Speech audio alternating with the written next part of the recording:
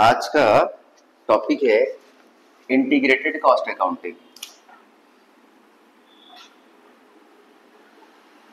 या integrated accounting.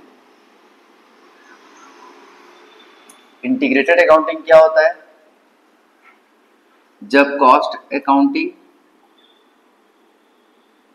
और financial accounting दोनों को ऐड किया जाता है और एक नया अकाउंटिंग बनता है, वो है इंटीग्रेटेड अकाउंटिंग। ठीक है, तो कॉस्ट अकाउंटिंग और फाइनेंशियल अकाउंटिंग को मिला के इंटीग्रेटेड अकाउंटिंग बेसिकली बनता है।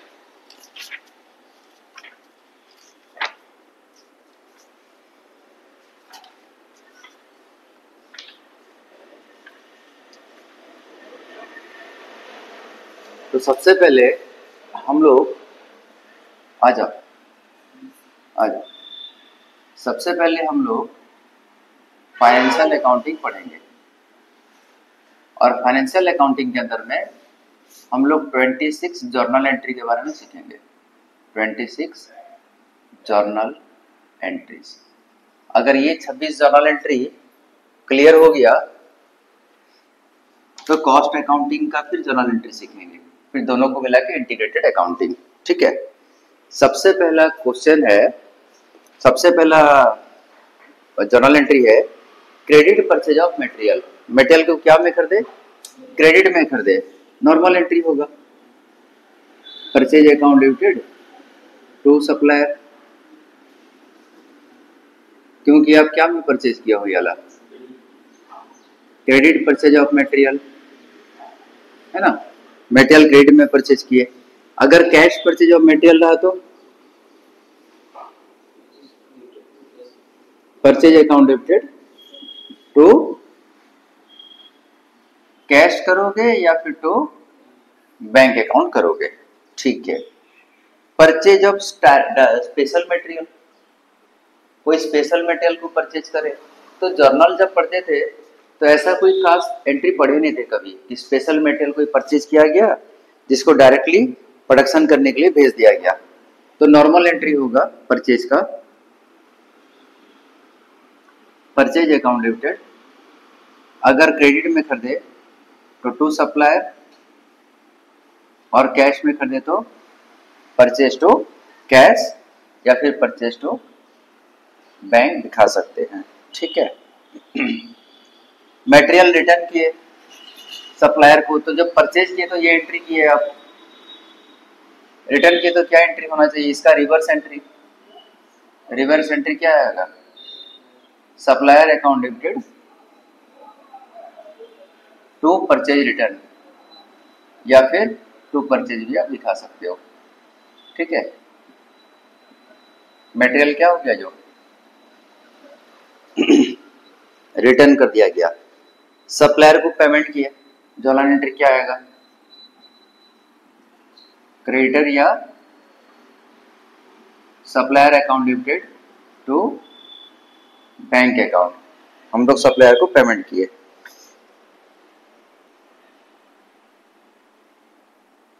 अच्छा, जो मटेरियल खरीद के लाए, जैसे कि ये स्टोर है हमारा, this is our store house, यहाँ पर रॉ मटेरियल जमा होता है परचेज करने के बाद। अब ये जो रॉ मटेरियल जमा हुआ है स्टोर हाउस में, स्टोर कीपर रहता है, स्टोर लेजर मेंटेन करता है, लिफो फीफो मेथड से, याद आ रहा है? तो यहाँ से जब प्रोडक्शन के लिए मटेरियल इशू होगा, प्रोडक्शन के लिए मटेरियल जब इशू होगा तो no journal entry, no journal entry. Journal में आप लोग बिल्कुल नहीं सीखे हैं यार कि जब रॉ मटेरियल परचेज करते हैं और स्टोर में आता है, वहां से प्रोडक्शन के लिए जब जाता है तो उसका भी कोई जर्नल एंट्री होता है बोल के, इसका कोई जर्नल एंट्री नहीं होगा। ठीक है, डायरेक्ट मटेरियल परचेज किए तो। फिर अगर बोला इनडायरेक्ट मटेरियल प्रोडक्शन से, इनडायरेक्ट मटेरियल स्टोर से निकल के प्रोडक्शन के लिए गया तो उसके लिए भी कोई जर्नल एंट्री नहीं होगा। डायरेक्ट मटेरियल प्रोडक्शन के लिए गया, कोई जर्नल एंट्री नहीं। इनडायरेक्ट मटेरियल प्रोडक्शन के लिए गया, कोई जर्नल एंट्री नहीं। डायरेक्ट मटेरियल वापस आया स्टोर में, कोई जर्नल एंट्री नहीं। इनडायरेक्ट मटेरियल स्टोर में आया वापस, कोई जर्नल एंट्री नहीं। अच्छा, जो मटेरियल इशू हुआ था जॉब नंबर 1 के लिए, वो जॉब नंबर 2 में ट्रांसफर हो गया, उसका भी कोई एंट्री नहीं होगा। ठीक है। अगर मटेरियल का डेप्रिसिएशन हो गया, जो रॉ मटेरियल 1 लाख का खरीदे थे, मार्केट में उसका डिमांड कम हो रहा है, तो 1 लाख का रॉ मटेरियल अब 80,000 में मिल रहा है, मटेरियल का डेप्रिसिएशन हो गया, उसका क्या जर्नल एंट्री आएगा? बेसिकली हम लोग फाइनेंशियल अकाउंटिंग में फिक्स्ड एसेट्स का जर्नल एंट्री पढ़े हैं कि फिक्स्ड एसेट्स का डेप्रिसिएशन होने से एंट्री क्या होता है, depreciation account debited to fixed assets account. Material का डेप्रिसिएशन पढ़े नहीं है, इसलिए इसका भी कोई जर्नल एंट्री नहीं होगा। अगर मटेरियल सरप्लस निकला तो स्टोर में, जैसे कि यहाँ पर ये जो स्टोर है, मटेरियल सरप्लस निकला का क्या मतलब होता है?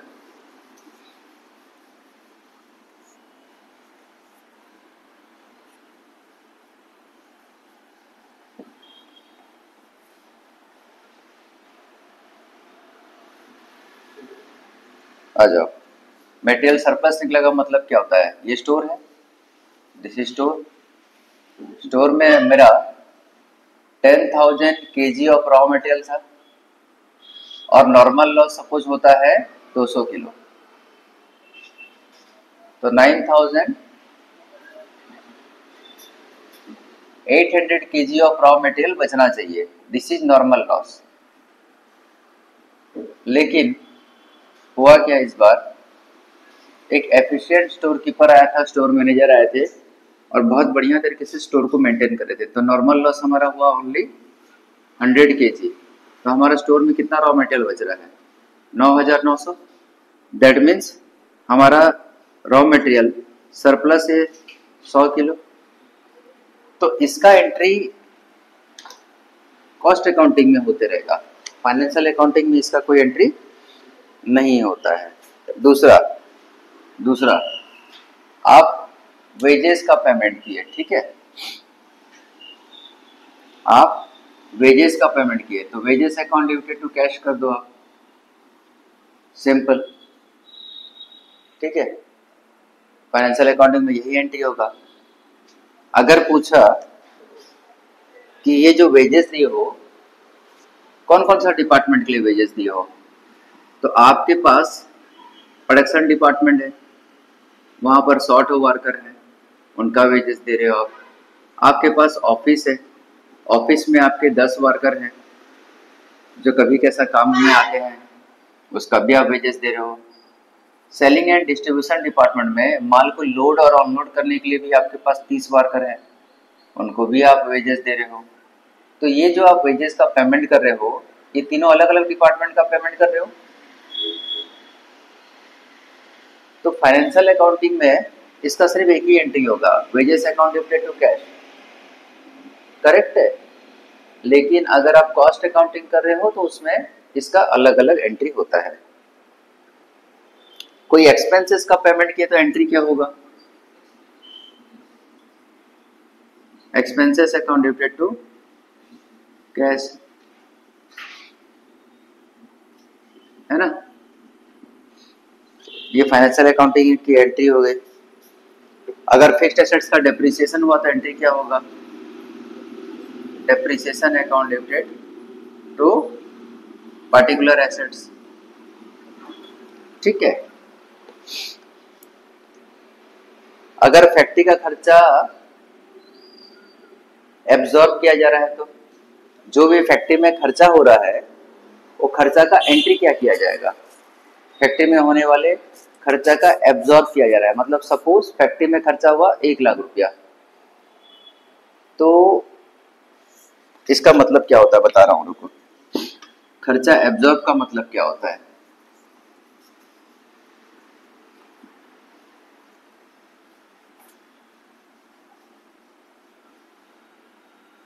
लिखा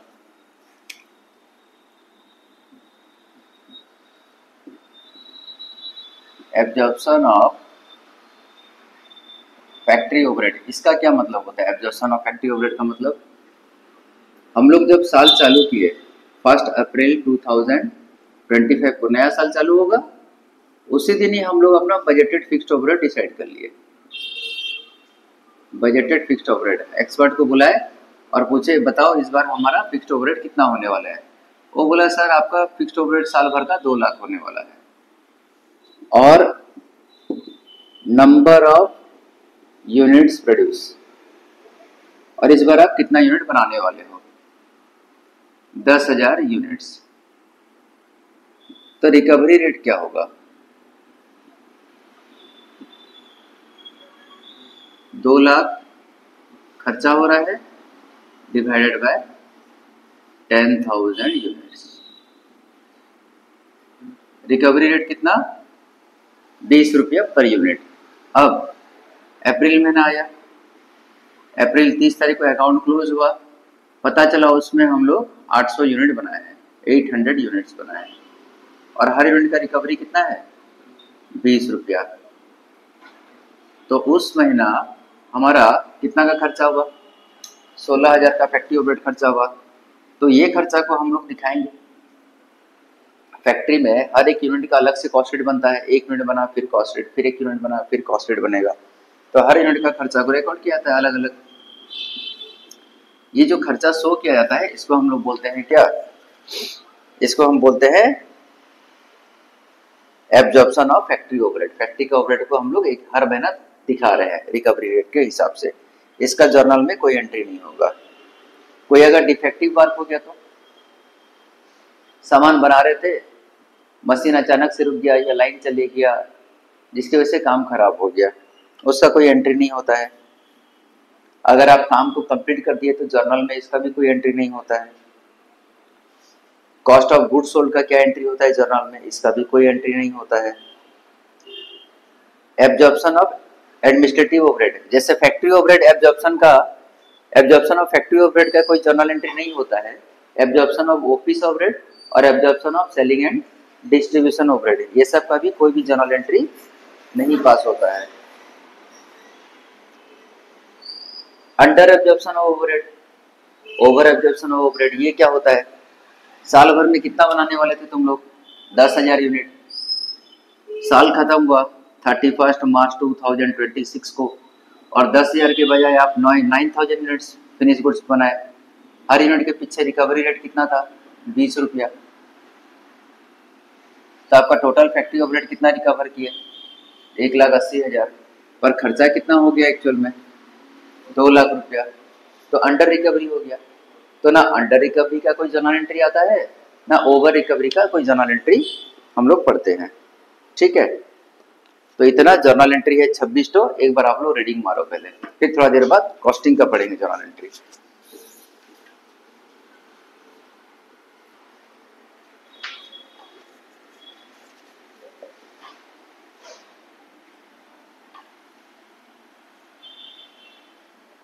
अब कॉस्ट अकाउंटिंग में जर्नल एंट्री कैसे होता है, कॉस्ट अकाउंटिंग में जर्नल एंट्री कैसे होता है। सबसे पहले याद रखो, कॉस्ट अकाउंटिंग में 2 चीज नहीं जाएगा। नंबर 1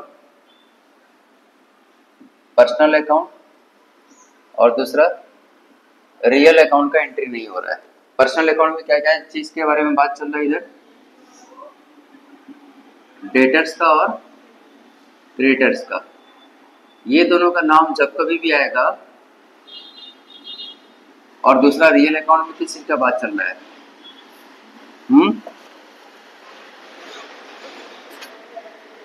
रियल अकाउंट में बात किस चीज का चल रहा है, कैश का, दूसरा बैंक का, और तीसरा एसेट्स का। डेप्रिसिएशन होता है ना, डेप्रिसिएशन का क्या एंट्री होता है फाइनेंशियल अकाउंटिंग में, depreciation account debited to land building, sorry land का तो नहीं होता, बिल्डिंग फर्नीचर कुछ भी, तो डेप्रिसिएशन टू एसेट्स, तो एसेट्स भी रियल अकाउंट में आता है। तो ये सब की जगह कॉस्ट अकाउंटिंग में एक चीज का एंट्री होगा, जब जब ये सब दिए रहेगा इधर डेबिट में या फिर क्रेडिट में, तो वहां एंट्री क्या चीज का होगा, जनरल लेजर एडजस्टमेंट अकाउंट। तो सबसे पहला स्टेप में आप ये देखो, जहां जहां पर डेटर, क्रेडिटर, कैश, बैंक या एसेट्स है, वो 26 जर्नल एंट्री चेक करो, वहां पर जनरल लेजर एडजस्टमेंट अकाउंट लिखे रहेगा।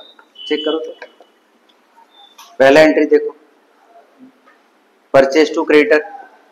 पहला एंट्री हम लोग क्या लिखे थे यहाँ पर, material purchased on credit. Material हम लोग क्या में कर दे, क्रेडिट में कर दे। जर्नल एंट्री क्या हुआ, purchase account debited to creditors, है ना। अब चेक करो, मैंने क्या बोला, पर्सनल अकाउंट का क्रेडिटर यहाँ आएगा नहीं, तो क्रेडिटर की जगह क्या लिखेंगे यहाँ पर, to general ledger adjustment account हुआ। और परचेज का तो नाम हट जाएगा, परचेज की जगह क्या लिखोगे, मटेरियल कंट्रोल अकाउंट लिखोगे। ठीक है, तो सारा का सारा 26 एंट्री चेक करो।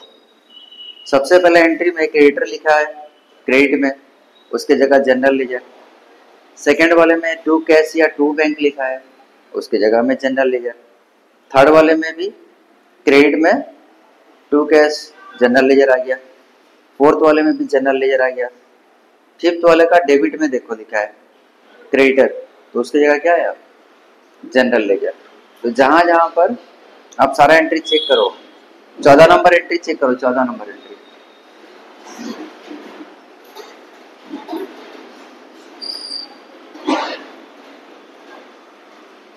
क्या लिखा है,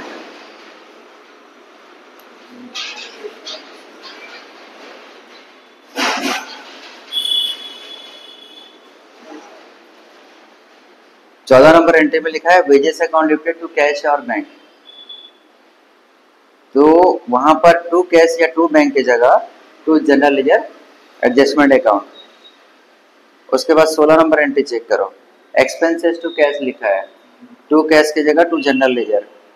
17 नंबर एंट्री चेक करो, डेप्रिसिएशन टू एसेट्स लिखा है, एसेट्स की जगह to general ledger adjustment account, है ना। लास्ट वाला 22 नंबर एंट्री चेक करो, cash account debited to sales लिखा हुआ है, तो कैश की जगह क्या लिखे, जनरल लेजर एडजस्टमेंट अकाउंट। तो अगर आपको जर्नल अच्छे से आता है तो आपको ये वाला भी बढ़िया से आएगा। आपको बस याद रखना है कि कॉस्ट अकाउंटिंग का जब रिकॉर्ड होता है तो पर्सनल अकाउंट और रियल अकाउंट का जो आइटम सब होता है ना, उसको जनरल लेजर एडजस्टमेंट अकाउंट के खाते में डाल देते हैं। क्लियर है, ओके। चलो इसको मिटा रहा हूं मैं।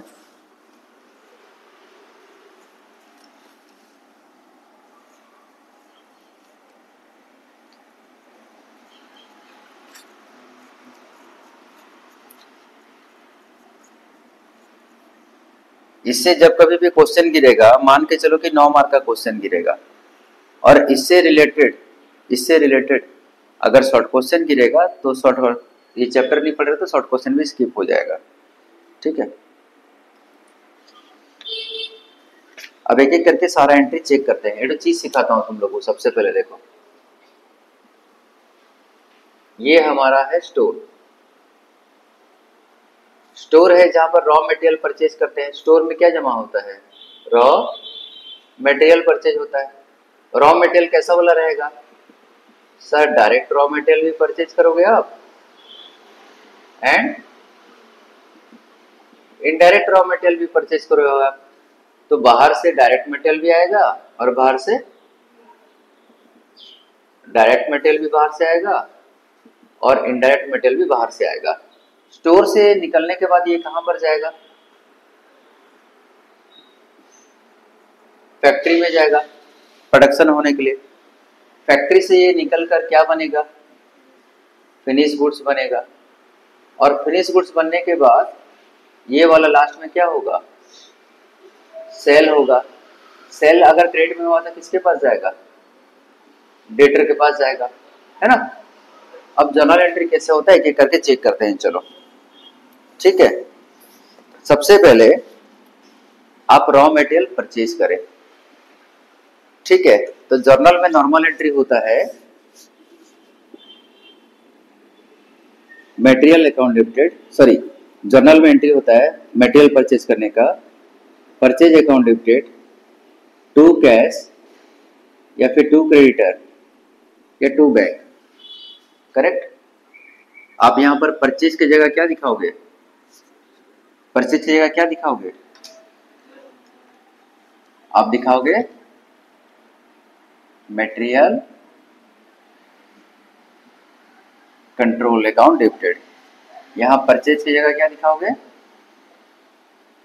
Material control account debited. To cash या टू क्रेडिटर, कैश का बात चले या क्रेडिटर का बात चले, दोनों ही केस में किसका एंट्री होगा, तो यहां नीचे में to general ledger adjustment account, पहला वाला एंट्री क्लियर है। अच्छा, अगर आप लोग कैश में खरीदे तो material control to general ledger, और क्रेडिट में खरीदे तो material control to general ledger, दोनों का सेम एंट्री, ठीक है। अगर कोई special raw material, specific raw material, कोई अगर specific raw material directly production के लिए चला गया तो, कोई चीज प्रोडक्शन के लिए जा रहा है, चाहे वो मटेरियल हो चाहे डायरेक्ट वेजेस हो, तो उसको हम लोग दिखाएंगे क्या, WIP। फैक्ट्री में क्या होता है, रॉ मटेरियल फिनिश गुड्स में कन्वर्ट होता है, उसको हम वर्क इन प्रोग्रेस बोलते हैं, काम यहाँ पर चल रहा है बोलते हैं, ठीक है।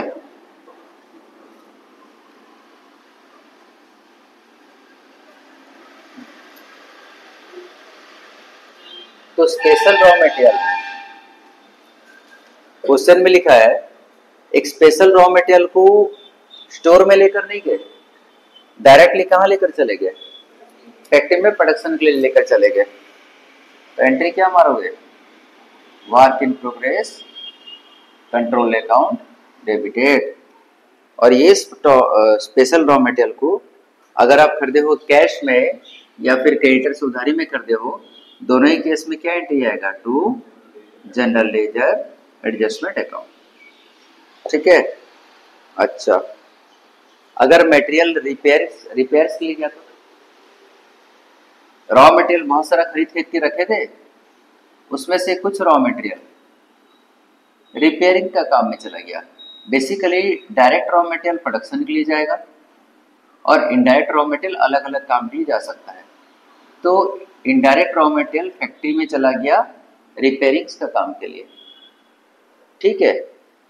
तो हम वहां पर इनडायरेक्ट मटेरियल का एंट्री क्या मारेंगे, फैक्ट्री ओवरहेड कंट्रोल अकाउंट। अगर डायरेक्ट मटेरियल जाता फैक्ट्री तो क्या लिखते, work in progress control account. Indirect material factory में गया रिपेयर के लिए तो क्या लिखेंगे, फैक्ट्री ओवरहेड कंट्रोल अकाउंट। अगर वेजेस चला गया फैक्ट्री में तो क्या एंट्री होगा, वेजेस कंट्रोल अकाउंट डेबिटेड। अगर इनडायरेक्ट वेजेस फैक्ट्री में चला गया तो,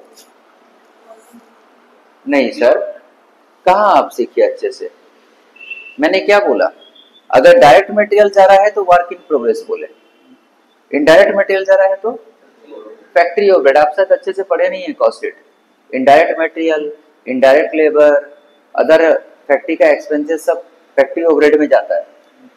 तो डायरेक्ट मटेरियल जब फैक्ट्री में जाएगा तो work in progress control account, indirect material factory में गया तो फैक्ट्री ओवरहेड कंट्रोल अकाउंट।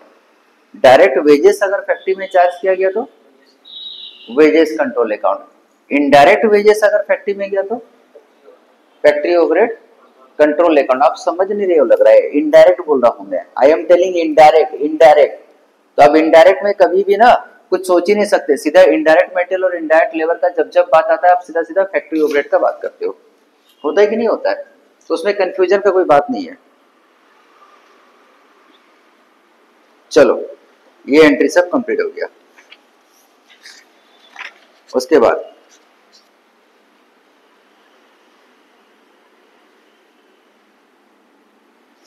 अच्छा, डायरेक्ट मटेरियल जब फैक्ट्री में गया था तो एंट्री क्या याद है, डायरेक्ट मटेरियल जब फैक्ट्री में गया था तो प्रोडक्शन के work in progress control account debited.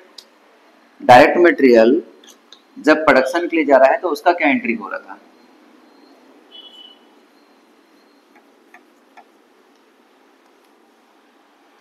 Direct material जब प्रोडक्शन के लिए जा रहा था तो उसका एंट्री क्या हो रहा था? Work in progress control account debited to, कहां से निकल के जा रहा था? स्टोर से निकल के जा रहा था। तो स्टोर में जब मटेरियल आता है तो क्या एंट्री होता है? Material control account debited. Store में जब मटेरियल परचेज करके लाते हैं तो एंट्री क्या होता है? मटेरियल कंट्रोल अकाउंट में मटेरियल भर्ती हो रहा है तो डेबिट होता है। जब वहां से फैक्ट्री के लिए चला जाएगा तो मटेरियल कंट्रोल अकाउंट खाली होगा धीरे धीरे, तो डेबिट की जगह क्या करेंगे? उसको क्रेडिट करेंगे। तो work in progress control account debited to material control account. ठीक है, अगर ये डायरेक्ट मटेरियल गया। अगर इनडायरेक्ट मटेरियल जाता है फैक्ट्री से तो फैक्ट्री ओवरहेड में चार्ज होता है, factory overhead account debited same आएगा टू मटेरियल कंट्रोल अकाउंट। जो मटेरियल इशू हुआ था अगर वो वापस आ गया तो ये एंट्री को उल्टा कर दो, मटेरियल कंट्रोल अकाउंट को डेबिट कर दो और वर्क इन प्रोग्रेस को क्रेडिट कर दो।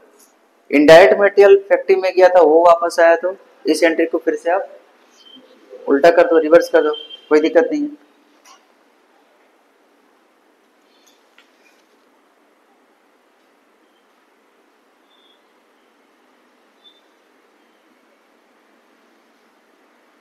पहला 10 तो एंट्री कंप्लीट हो गया। पढ़ो उसको 2 मिनट।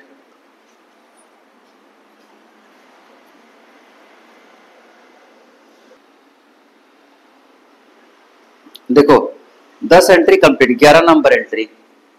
हम जो मटेरियल भेजे थे प्रोडक्शन करने के लिए फैक्ट्री में जॉब 1 के लिए, और जॉब 1 से जॉब 2 में ट्रांसफर हो गया, उसका कोई एंट्री नहीं होगा, नो एंट्री।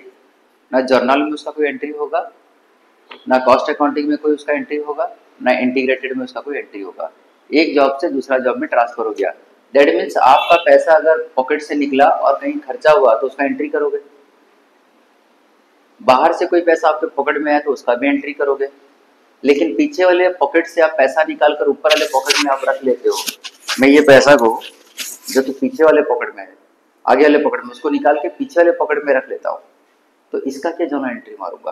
पैसा आया या पैसा गया? कुछ नहीं ना। तो फैक्ट्री के अंदर में जॉब 1 से जॉब 2 में अगर कोई चीज जा रहा है, रॉ मटेरियल या कुछ भी, तो उसका कोई भी एंट्री नहीं होगा।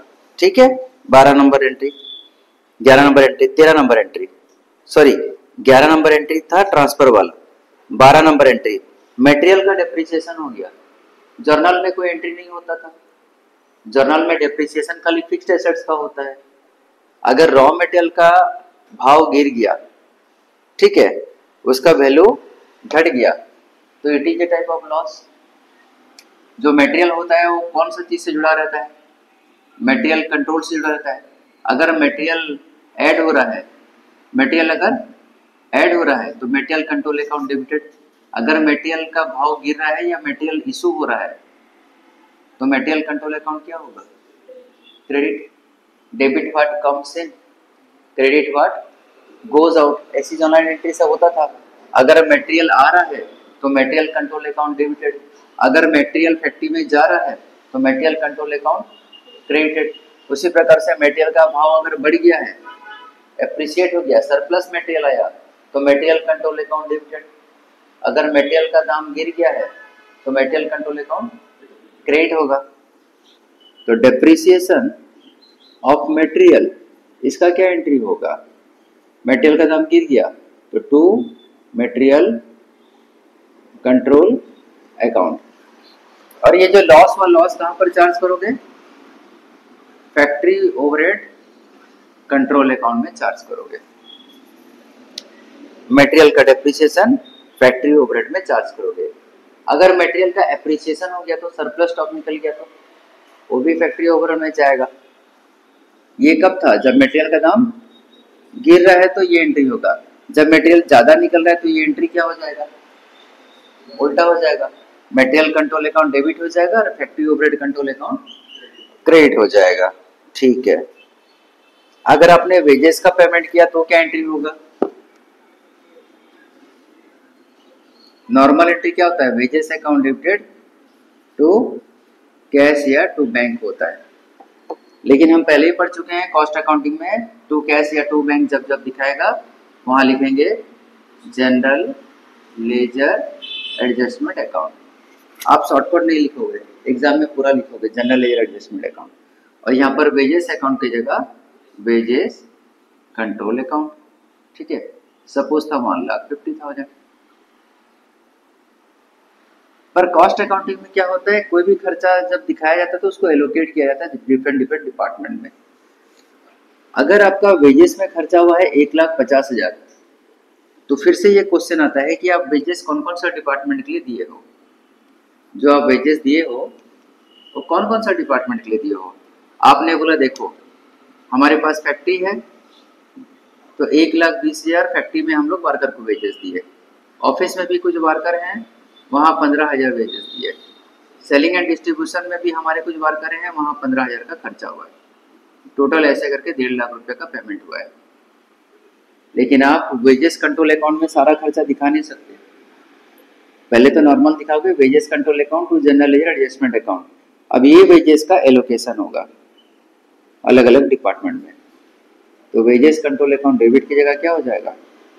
Credit to wages control account. 1,50,000 credit हो गया। अब ये वेजेस कहाँ कहाँ पर गया था बताओ, पूछा गया। फैक्ट्री में गया था तो factory overhead control account, office में गया था office overhead control account, selling and distribution में गया था तो selling and distribution overhead control account. ऐसा अलग अलग डिपार्टमेंट का जो भी खर्चा था आप दिखाओगे, इसको बोलते हैं allocation of overhead to different departments, allocation of wages. Wages का आपने एलोकेट कर दिया। ठीक है, अगर कोई खर्चा हुआ तो खर्चा का भी सेम एंट्री होगा। अगर ऑफिस का खर्चा है तो office and administrative overhead control account, अगर फैक्ट्री का खर्चा है तो factory overhead control account, selling का खर्चा है तो selling overhead control account. To cash तो जाएगा नहीं, क्या लिखोगे? To general ledger adjustment account. ठीक है,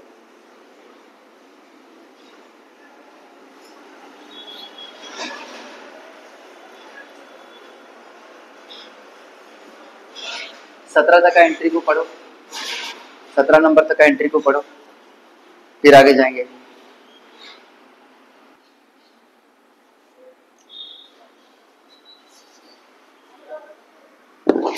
अगर डायरेक्ट मटेरियल प्रोडक्शन के लिए जा रहा है तो WIP work in progress control account लिखोगे।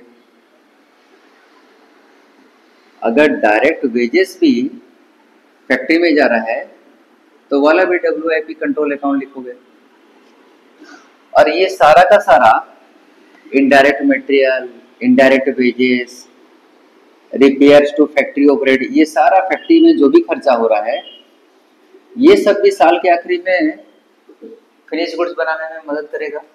तो फैक्ट्री का सारा खर्चा जो फैक्ट्री ओवरहेड कंट्रोल अकाउंट में ट्रांसफर किए थे ना, आ जाओ, फैक्ट्री ओवरहेड कंट्रोल अकाउंट में ट्रांसफर किए थे, साल के आखिरी में कहाँ ट्रांसफर करोगे फैक्ट्री का सारा खर्चा? यहाँ बैठ जाओ, उनको नहीं दिखेगा साइड में। हाँ, फैक्ट्री का जो भी खर्चा हो रहा था साल के आखिरी में कहाँ ट्रांसफर करोगे? फैक्ट्री का सारा खर्चा जब हो रहा था तो factory overhead control account debit कर रहे थे, लास्ट में क्या करोगे? तो फैक्ट्री ओवरहेड कंट्रोल अकाउंट लिखोगे, इसको एक बार क्रेडिट करोगे और इसका सारा खर्चा कहाँ पर ट्रांसफर कर दोगे? Work in progress control account में ट्रांसफर करोगे, तब जाके फिनिश गुड्स बन के तैयार होगा। फैक्ट्री का सारा खर्चा मंथ एंड में या प्रोडक्शन खत्म होने के बाद सारा का सारा फैक्ट्री का खर्चा कहाँ ट्रांसफर करोगे? WIP पे। इनडायरेक्ट मटेरियल होता था तो कहाँ जाता था? फैक्ट्री ओवरहेड में। इनडायरेक्ट लेबर होता था तो कहाँ जाता था? फैक्ट्री ओवरहेड में। अगर रॉ मटेरियल रिपेयर्स के लिए होता था तो क्या होता था? वो भी फैक्ट्री ओवरहेड में जाता था। तो जितना भी फैक्ट्री का खर्चा होता है साल के आखिरी में सारा खर्चा वो कहाँ ट्रांसफर करोगे? WIP अकाउंट में ट्रांसफर करोगे। ठीक है, उसके बाद WIP में क्या क्या है बताओ थोड़ा एक बार मेरे को। सर WIP के अंदर डायरेक्ट मटेरियल जा रहा है, डायरेक्ट वेजेस जा रहा है, और फैक्ट्री का सारा खर्चा आखिरी में WIP पे ट्रांसफर हो जाएगा। जब वर्क इन प्रोग्रेस कंप्लीट हो जाएगा, जब सामान कंप्लीट हो जाएगा, तो उसको वर्क इन प्रोग्रेस तो नहीं बोलेंगे, क्या नाम से बुलाएंगे उसको? Finish goods control account. तो हमारा एंट्री क्या होगा? वर्क इन प्रोग्रेस कंप्लीट हो गया, सारा का सारा पहले वर्क इन प्रोग्रेस अकाउंट में डेबिट कर रहे थे, अब कंप्लीट होने के बाद वर्क इन प्रोग्रेस क्रिएट होगा, to work in progress create होगा, और यहाँ पर आ जाएगा फिनिश गुड्स कंट्रोल अकाउंट। ठीक है, फिनिश गुड्स में और क्या चार्ज होता है? ऑफिस का सारा खर्चा याद आ रहा है कि नहीं? कॉस्टेड याद आ रहा है? तो ऑफिस का सारा खर्चा कहाँ पर चार्ज होता है? फिनिश गुड्स में चार्ज होगा। तो finish goods control account debited, finish goods control account debited to office overhead control account. इसका मतलब फिनिश गुड्स कंट्रोल अकाउंट में कितना चीज किया? दो चीज किया। क्या क्या किया? वर्क इन प्रोग्रेस का सारा direct material, direct labour, all indirect expenses, सब कुछ मिलाकर WIP अकाउंट को क्लोज किए, और वहां से क्या अकाउंट को चालू किए? Finish goods control account. फिर उसमें ऑफिस का खर्चा भी ऐड किए। अब फिनिश गुड्स कहां पर ट्रांसफर होगा? देखो यहां पर देखो, फिनिश गुड्स कहां पर ट्रांसफर होगा? डायग्राम देखो, कॉस्ट ऑफ सेल्स में। तो दोनों ही केस में फिनिश गुड्स कंट्रोल अकाउंट क्या था? डेबिट था। फिर क्या होगा वाला? क्रेडिट हो जाएगा। तो हमारा प्रोसेस जा कैसा रहा है? सबसे पहले मटेरियल आया, मटेरियल कंट्रोल अकाउंट डेबिट हुआ। जब वो जा रहा है तो मटेरियल कंट्रोल अकाउंट को क्रेडिट कर दिए, फिर WIP को डेबिट किए। WIP में सारा चीज ट्रांसफर करते गए, जब वो फिनिश गुड्स में कन्वर्ट हो गया तो WIP को डेबिट से उठा के क्या करे? क्रेडिट कर दिए, और उसके जगह फिनिश गुड्स को मार दिए। फिर फिनिश गुड्स में सारा खर्चा का एंट्री कर दिए, तो दोनों फिनिश गुड्स डेबिट हो गया। लास्ट में उसको क्या करेंगे? फिनिश गुड्स को, हर वो चीज जो डेबिट होता है वो क्रेडिट भी तो होगा ना, होगा कि नहीं होगा? तो फिनिश गुड्स जो डेबिट हो रहा था, लास्ट में फिनिश गुड्स कंट्रोल अकाउंट क्या होगा? तो फिनिश गुड्स कंट्रोल अकाउंट, ये क्रेडिट हो जाएगा, और कौन से अकाउंट में ट्रांसफर हो जाएगा? जाना कॉस्ट ऑफ सेल्स अकाउंट में ट्रांसफर हो जाएगा। Plus selling and distribution overhead भी कहां पर ट्रांसफर होगा? कॉस्ट ऑफ सेल्स में ट्रांसफर होगा, तो selling and distribution overhead control account. जैसे कि फिनिश गुड्स में WIP भी ट्रांसफर हुआ और ऑफिस का खर्चा भी ट्रांसफर हुआ, उसी प्रकार से कॉस्ट ऑफ गुड्स सोल्ड में फिनिश गुड्स भी ट्रांसफर होगा और सेलिंग एंड डिस्ट्रीब्यूशन का खर्चा भी ट्रांसफर होगा। ठीक है,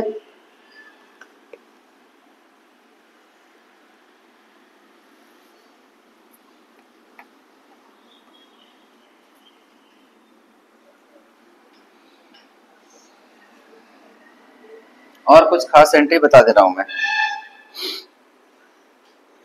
क्या क्या खास एंट्री और बता दे रहा हूं मैं?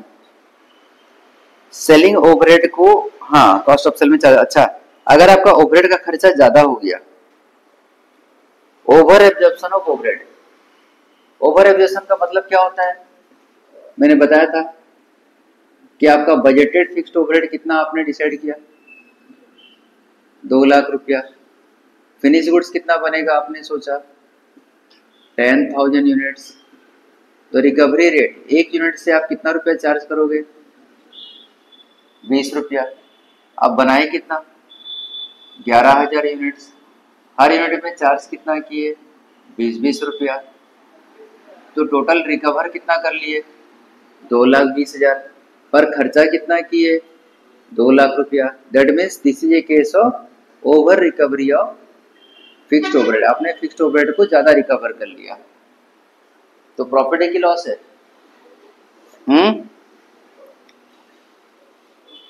प्रॉफिट है कि लॉस है? समझाता हूं, मान लेते हैं आपका एक बैग था, या आपका एक मोबाइल था, या आपका एक कांच था, और उस कांच को गली के कुछ बच्चे क्रिकेट खेलने समय तोड़ दिए, कार का कांच को, और वो कांच 3,000 रुपये का था। आप बोले क्योंकि मेरा कांच का नुकसान हुआ और मैं पहले ही बोल दिया था कि जितने भी बच्चे क्रिकेट खेल रहे हैं हर बच्चा 500-500 देगा, तो टोटल वहां पर गली में 10 बच्चा खेल रहे थे, एक बच्चा 500 दिया तो 10 बच्चा कितना दिया? 5,000। लेकिन कांच कितने का था? 3,000 का। तो आपका तो कांच फूटने से फायदा हो गया ना 2,000 का, ओवर रिकवरी हो गया ना। तो प्रॉफिट किस साइड में आता है, डेबिट में या क्रेडिट में आता है? नॉमिनल अकाउंट में। नॉमिनल अकाउंट का रूल क्या है, प्रॉफिट किस तरफ जाता है? प्रॉफिट किस साइड जाता है, भूल गए? Nominal account, debit all expenses and losses, credit all incomes and gain. तो प्रॉफिट क्रेडिट साइड में जाता है, तो आप खर्चा ज्यादा रिकवर कर लिए, तो एंट्री क्या होगा? To costing profit and loss account. Sir कौन सा खर्चा ज्यादा रिकवर कर लिए? फैक्ट्री का खर्चा ज्यादा रिकवर कर लिए, उसको ट्रांसफर किया गया ओवरहेड एडजस्टमेंट अकाउंट में। अगर आप खर्चा को ओवर रिकवरी कर लिए, आपका फायदा हो गया, आपका प्रॉफिट हो गया। प्रॉफिट हो गया तो किस साइड में जाएगा? क्रेडिट में। अगर आपका लॉस हो गया तो 2 लाख खर्चा किए, 1,80,000 रिकवर किए, तो यही एंट्री क्या होगा?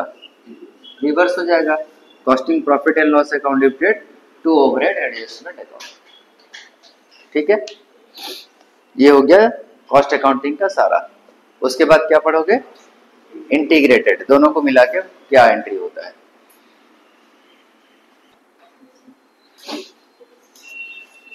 चलो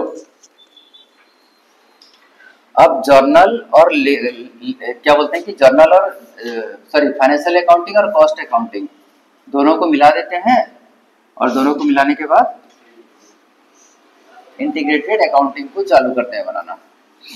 उसके लिए आप चार्ट देखोगे पहले, जर्नल का जितना भी चार्ट दिया हुआ है ना डायग्राम बुक में, उसको आप देखो। देखो फाइनेंशियल अकाउंटिंग में purchase to creditor, cost accounting में material control to general ledger adjustment account. Integrated accounting में क्या करोगे? एकदम सिंपल है, एकदम सिंपल है। इंटीग्रेटेड अकाउंटिंग में अब कहां पर दिखाने मना किया मैं? कॉस्ट अकाउंटिंग में आपको कौन कौन सा चीज मना किया मैं? पर्सनल अकाउंट और रियल अकाउंट को मत दिखाना बोला। पर्सनल अकाउंट में क्या चीज दिखाने मना किया? डेटर और क्रेडिटर। रियल अकाउंट में क्या चीज दिखाने मना किया? है ना। इंटीग्रेटेड अकाउंटिंग में वापस से वाला दिखाना चालू करो और जनरल एडजस्टमेंट अकाउंट को हटा दो। तो फाइनेंशियल अकाउंटिंग में जब मटेरियल परचेज करते एंट्री क्या हुआ? परचेज टू क्रेडिटर या कैश, ये फाइनेंशियल अकाउंटिंग में। कॉस्ट अकाउंटिंग में क्या एंट्री हुआ? Material control account debited to general ledger adjustment account. Integrated में क्या करने बोला मैं आपको? जनरल लेजर एडजस्टमेंट अकाउंट दिखाओगे ही नहीं। अगर आप ये चीज नहीं दिखाओगे तो कॉस्ट अकाउंटिंग के एक चीज को दिखाओ, क्या? Material control account. Cost accounting का एक चीज को दिखाओगे और फाइनेंशियल अकाउंटिंग का दूसरा चीज को दिखाओगे। क्रेडिट में क्या लिखोगे? टू क्रेडिटर या टू कैश, टू क्रेडिटर या टू कैश, ऐसा करके इंटीग्रेटेड अकाउंटिंग कंप्लीट होगा। देखो दिया है मटेरियल, देखो कॉस्ट अकाउंटिंग में देखो material control to general ledger, तुरंत जनरल लेजर को हटा दिए, to cash to bank. WIP to general ledger लिखे थे, नहीं लिखे, WIP टू कैश या क्रेडिटर। तो जहां जहां पर जनरल लेजर आ रहा है वहां वहां पर हम लोग पर्सनल या रियल अकाउंट का जो भी चीज हम लोग मिसिंग किए थे उसको वापस से दिखाना चालू कर रहे हैं।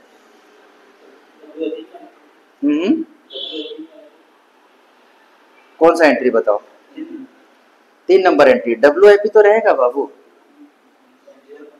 अरे कॉस्ट अकाउंटिंग का एक पार्ट रहेगा, फाइनेंशियल अकाउंटिंग का एक पार्ट रहेगा, तभी तो इंटीग्रेटेड होगा। हाँ, कितना number? 3 number entry. 3 number entry मेरे बुक में दिया है WIP control account to cash या क्रेडिटर। हाँ, आप लोग के बुक में क्या दिया है? गलत। मटेरियल कहाँ से आएगा? काटो उसको।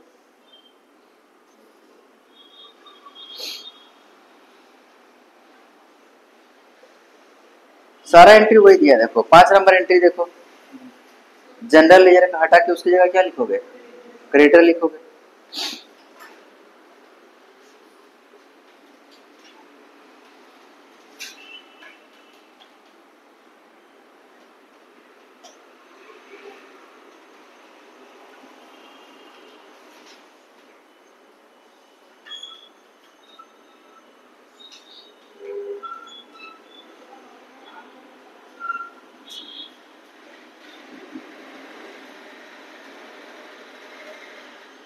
छब्बीस नंबर एंट्री देखो, 26 नंबर, 25 और 26 नंबर।